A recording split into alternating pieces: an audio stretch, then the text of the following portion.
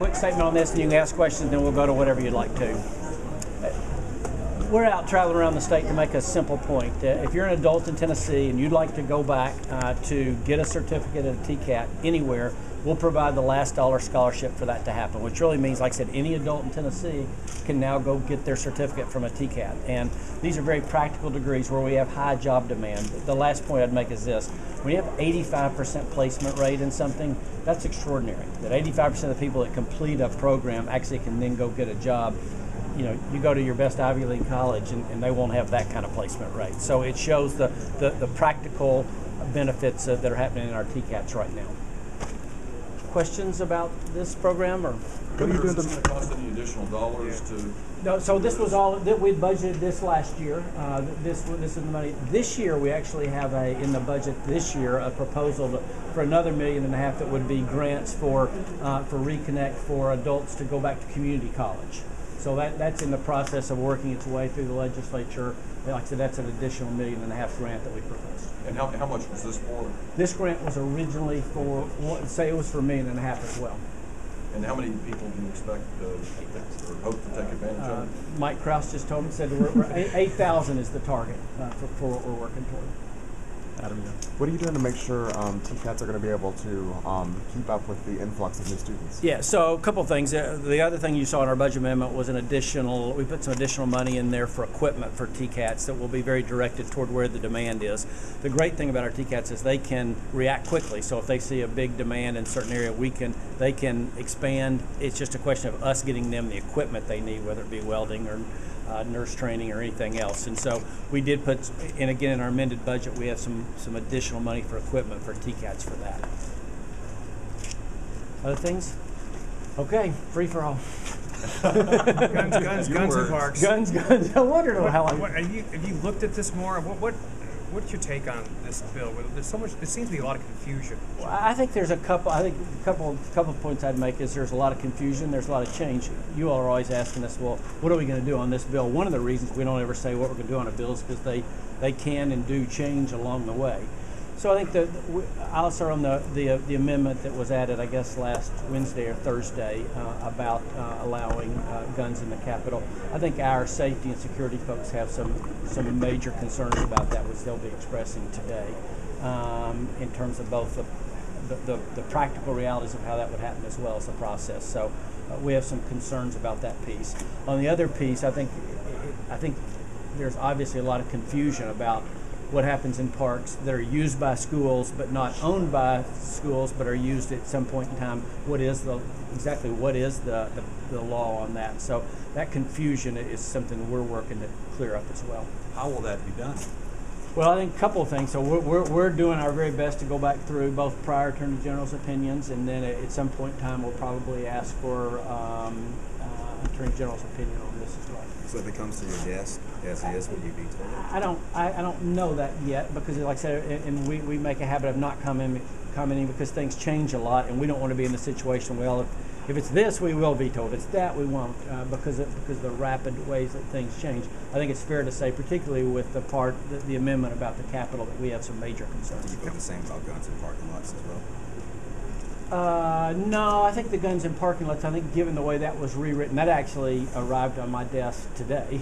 Okay. That one that was passed, I guess it had been passed a week ago. So that arrived on my desk today, and we'll be making a decision on how to process that here in the next couple hours. So yeah, go ahead. First things first, I would assume you would be in favor of the House stripping away the guns in the Capitol provision that was put on by the Senate. I think that's safe to say.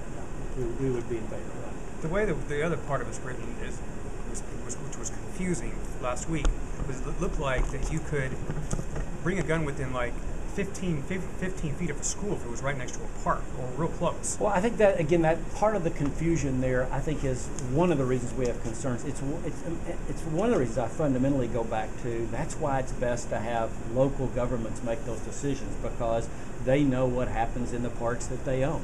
And let those city councilmen and county commissioners who are elected for that purpose make those determinations, because everybody's situations are different. Will you get a chance to welcome the NRA? We're glad they're coming to town. Like I said, we're thrilled to have 70,000 folks coming. I won't be a part of. I won't be giving a welcome address. But Were you surprised at that?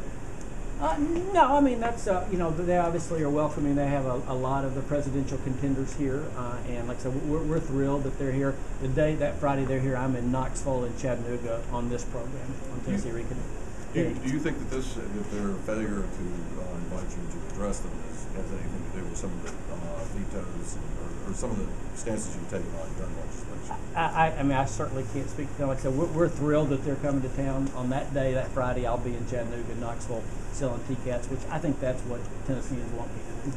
Do you think it has any bearing on them being here on what's going on the Hill with these gun bills? I think some of the legislators have said that they obviously, particularly with the Guns and Parks bill, they put a timetable in there that was extraordinary because of this. So I think several of them have said that pointedly. Governor, is it concerning that the legislature has not brought in any mayors or any local parks officials to talk about these kinds of issues, and the fact that Representative Cassidy of the House Republican Caucus Chairman evidently had a different opinion than the Attorney General on guns and parks near schools?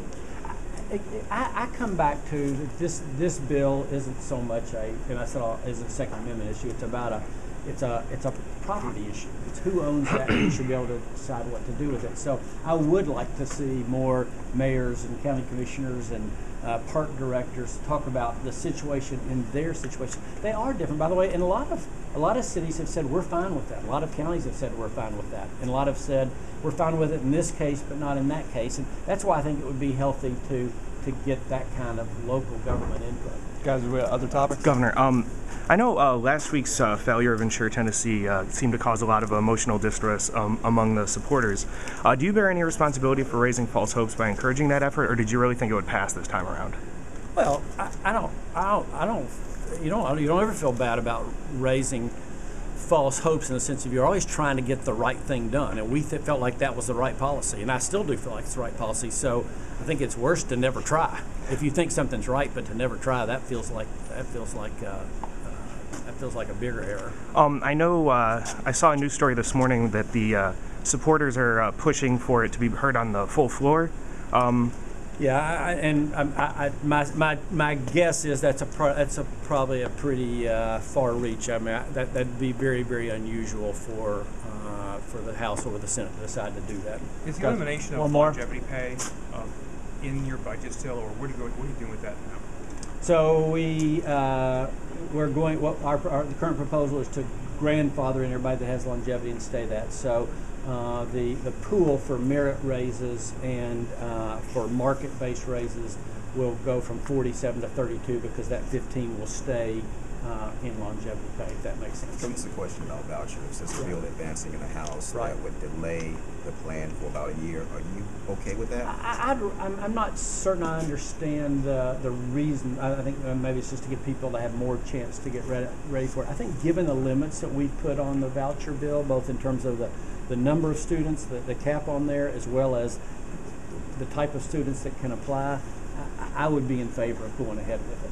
Thank you, guys. Thank you. Do you have the personnel in order? I mean, you're talking about starting 15-16 school year, or do we have the personnel in place? Yeah, in order to sort through all this and get this straightened out, do you think you're confident that on the vouchers, in terms of setting the program up, finding out who's approved? I don't think it's so much that's so much going to be hard for us. I think we can do it. I think probably the bigger question is, at this point in time, can the schools be ready for that transition? That's probably a bigger issue for the schools than it is for us. Well, I mean, given that, would it make sense to delay? Well, I'm just saying that the schools can decide. Obviously, that they get to decide who they're going to offer scholarships to. So, again, they can each individually make that decision. Or you're talking about the promise. Right. Thanks, guys. Exactly. Yeah. Thanks, everybody.